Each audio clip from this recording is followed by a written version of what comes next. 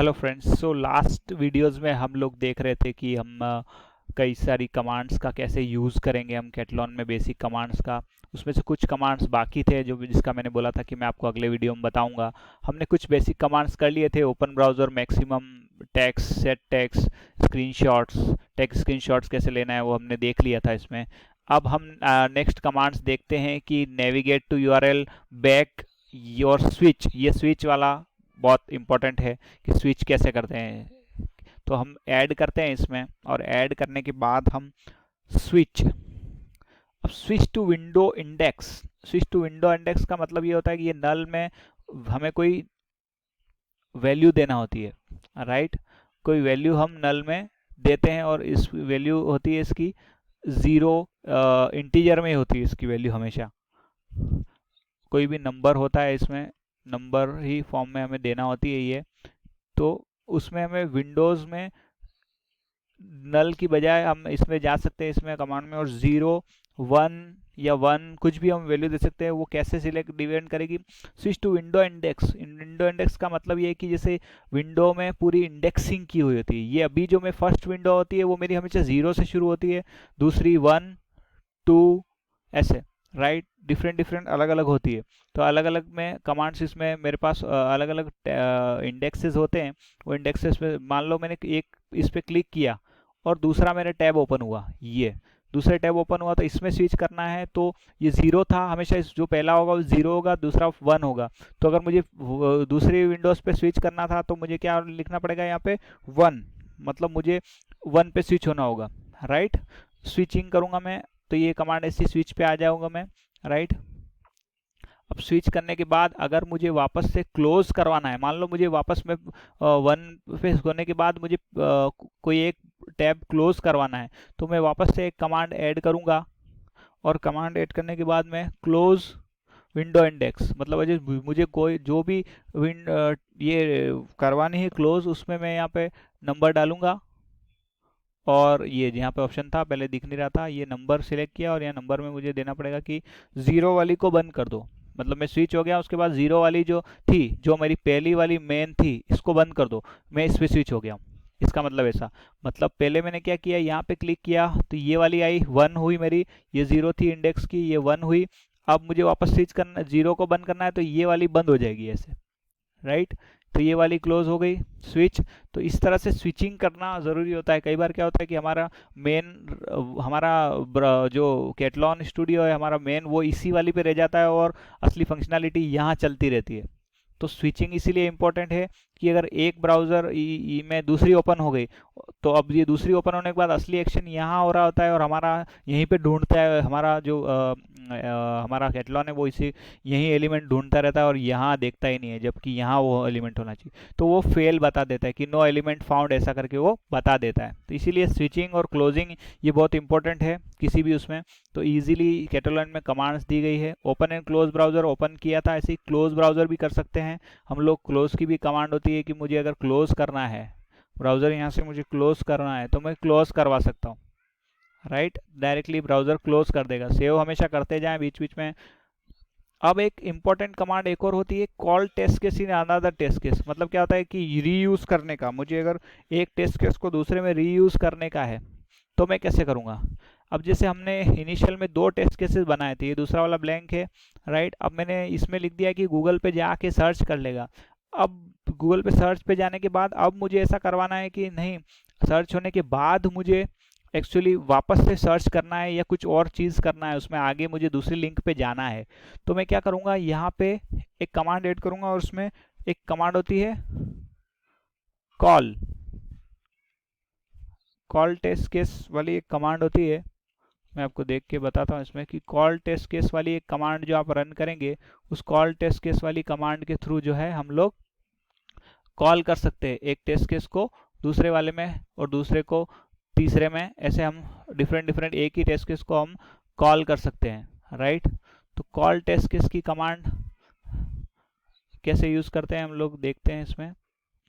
Call test case, ये command हम use कर सकते हैं और इसमें या फिर हम लोग इसमें ऐसा कर सकते हैं, कॉल टेस्ट केस, ये यहाँ पे कमांड है, ऐड पे राइट क्लिक करेंगे तो कॉल टेस्ट केस की कमांड आ जाएगी।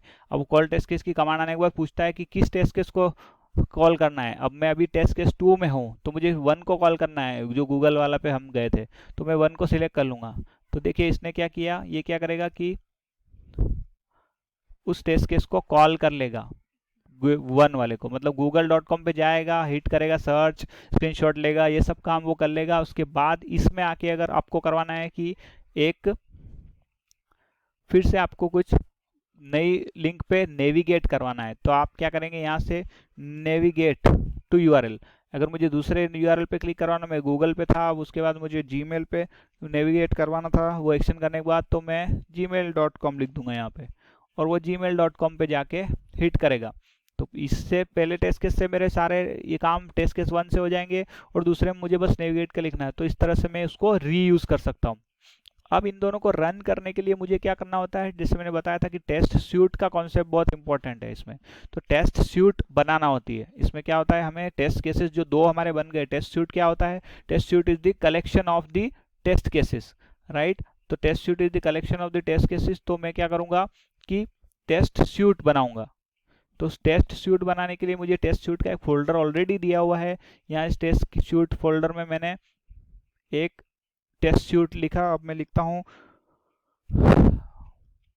मेन सूट, जिसमें सारे टेस्ट केस होंगे मेरे, या सर्च सूट, अगर सर्च से रिलेटेड सारी फंक्शनैलिटीज में लिखूंगा सर्च सूट।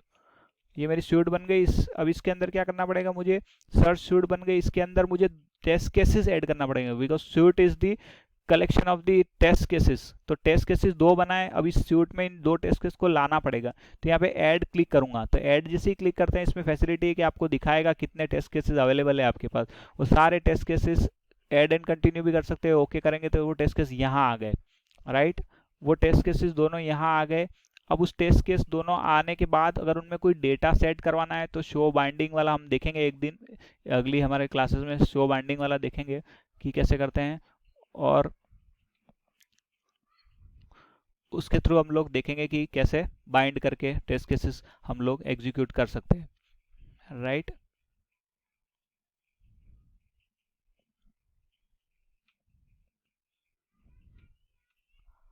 अब टेस्ट सूट बन गई हमारी। टेस्ट सूट बनने के बाद जो है हमें उसमें टेस्ट सूट जो इसके अंदर हमने टेस्ट सूट बना के 2 कर लिया, अब इस टेस्ट सूट को एग्जीक्यूट करना है। अब इस टेस्ट सूट को एग्जीक्यूट करने के लिए हमें एक टेस्ट ऐसा टेस्ट सूट का एक और पार्ट बनाना पड़ेगा। एक और पार्ट टेस्ट सूट का कैसे बनाऊंगा, मैं न्यू करूंगा, अब टेस्ट सूट कलेक्शन यहाँ पे दिखेगा, तो मैं को लिखना है कि मेन एग्जीक्यूशन यहाँ से होगा।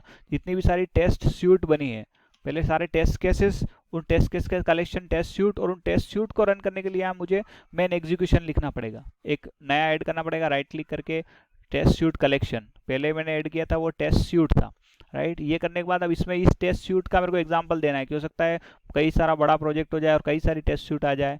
तो इसमें हम लोग क्या करेंगे, यहाँ पे ऐड के सब में ऑप्शन दिए हुए हर टैब में, यहाँ पे मैं लिख सकता हूँ, और ये मेरा सर्च सूट आ जाएगा। अब इस सर्च सूट के थ्रू मेरे सारे टेस्ट केसेस इसमें आ गए। अब वो बताएगा कौन से ब्राउजर में रन करना है, क्रोम में, वो डिफ़ॉल्ट। अब एक चीज़ देखना होती है हमें कि प्रोफाइलिंग क्या होता है। प्रोफाइलिंग बहुत इंपॉर्टेंट है, क्योंकि जब हमारे डिफरेंट डिफरेंट सर्वर बनते हैं तो लोकल सर्वर भी होता है, क्यूए भी, स्टेजिंग भी बोलते हैं, या उसको क्यूए सर्वर भी बोलते हैं, और उसके बाद हो सकता है प्रोडक्शन में। मतलब हमारी साइट तो एक ही है, लेकिन उसका यूआरएल www.qa.com था, मान के चलो एग्जाम्पल, और इसमें वही साइट जो है वो प्रोडक्शन में जाएगी तो उसका एग्जाम्पल होगा प्रोडक्शन, या ऐसा कुछ भी यूआरएल होगा, लेकिन दोनों साइट सेम होगी, सारे एलिमेंट्स उसके अंदर सेम होंगे, सिर्फ यूआरएल बदल जाएगा। तो उसके लिए हम लोग फिर से तो हमें टेस्ट केस नहीं लिखना है, तो वो लिखने के लिए नहीं लिखना पड़ते, तो उसको रीयूज करने के लिए ऑप्शन दिया होता है प्रोफाइलिंग का। अब प्रोफाइलिंग सबसे ऊपर प्रोफाइलिंग दिया हुआ है। अब इस प्रोफाइलिंग का कैसे इस्तेमाल करते हैं वो मैं आपको बताऊंगा। प्रोफाइलिंग इन द शॉर्ट यहाँ पे ऐसा इसका मतलब है कि डिफॉल्ट प्रोफाइल दी है, मैं कई सारी और प्रोफाइल भी ऐड कर सकता हूँ। नहीं, एग्जीक्यूशन प्रोफाइल मैंने ऐड की, क्यूए ऐसी मैंने नई प्रोफाइल मैंने ऐड की, प्रॉड, मतलब मैं डिफरेंट डिफरेंट प्रोफाइल्स बना रहा हूँ। तो क्यूए में क्या होगा और प्रॉड में क्या होगा, क्यूए में आप जाएंगे तो यहाँ पे डिफरेंट डिफरेंट वेरिएबल्स ऐड होंगे कि QA में रन करने के लिए मेरा URL है QA URL, मैंने मान लो लिखा QA URL। स्ट्रिंग है, इसकी वैल्यू मैंने दे दी कि QA के टाइम पे http/qa.com पे जाएगा, राइट। अब prod में जाऊंगा तो फिर मैं यहाँ पे सेट कर दूंगा कि ये prod URL, prod का URL मान लो वो http://prod.com इस पे जाएगा। कोई भी URL हो सकता है, एग्जाम्पल के लिए लिख रहा हूँ, राइट। यूजर नेम पासवर्ड आप ऐड कर सकते हो, prod के लिए सारे ऐड कर सकते हो, राइट। ये सारे यूजर नेम पासवर्ड और ये ऐड करने के बाद आपको इसका रिफरेंस सूट में देना होता है। सूट एग्जीक्यूशन जहाँ होता है, जैसे यहाँ डिफॉल्ट था, मैंने दे दिया कि मुझे अभी आज QA पे रन करना है, मैंने ये दिया। तो जितने भी सारे QA के इन टेस्ट केसेस के अंदर जो URL दिया है, मान लो ये URL दिया, तो वो QA का यूज़ होने लगा। यहाँ पे हमें एग्जांपल देना पड़ेगा। वैल्यू क्या है? स्ट्रिंग नहीं, वेरिएबल, ग्लोबल वेरिएबल। तो ग्लोबल वेरिएबल कहाँ से लाऊंगा मैं? इन शॉर्ट मुझे यहाँ से सारे कॉमन वैल्यूज लेके आनी है QA के लिए और प्रोडक्शन के लिए यहाँ से लेनी। तो ग्लोबल वेरिएबल डॉट नन होता है। अब ये अभी यहाँ पे आपको वेरिएबल दिखेगा नहीं, तो इसके लिए आपको क्या करना होता है कि आपको इसको लेटरलोन को क्लोज करके फिर से ओपन करना होता है। तो यहाँ पे वो वेरिएबल का नेम आ जाता है, राइट। वो वेरिएबल का नेम आ जाता है और उस वेरिएबल का नेम आने के बाद यहाँ पे ग्लोबल डॉट नल की जगह ग्लोबल डॉट QA URL हो जाता है वो, राइट। वो चीज़ आप एक बार खुद अपने होमवर्क में करके देखना, ओके। तो अब इन शॉर्ट मुझे ये सर्च सूट मिल गई, तो मैं इस सूट में जाके इसको एग्जीक्यूट कर देता हूँ। अभी डिफ़ॉल्ट प्रोफाइल रख लेता हूँ मैं, आपके पास दूसरी हो तो आप दूसरी भी कर सकते हो। और इसके बाद यहाँ से इसको एग्जीक्यूट करना है। अब ये ऊपर का बटन कोई काम का नहीं है, यहाँ से हमें एग्जीक्यूट करना है इसको, राइट। पैरेलल एग्जीक्यूट कर सकता हूँ सिक्वेंशियली, एक के बाद एक, मतलब मेरी मल्टीपल सूट्स हो सकती है, वो भी रन होगी एक के बाद एक, या फिर मैं पैरेलल में भी रन कर सकता हूँ हर सूट को। ब्राउज़र भी मैं अलग अलग दे सकता हूँ, इसमें हो सकता है क्रोम में रन करना था, अगली में लूँ, वो सफारी में रन करूँ, तो वो भी मैं इसमें कर सकता हूँ ईजिली मेरे पास। सबको सेव कीजिए, एग्जीक्यूट कीजिए। अब हम एग्जीक्यूट कर रहे हैं अभी वो।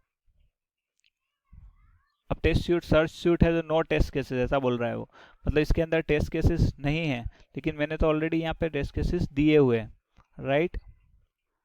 तब मैं इसको ट्रबल शूट करने की कोशिश करूँगा कि ये कैसे ट्रबल शूट होगा।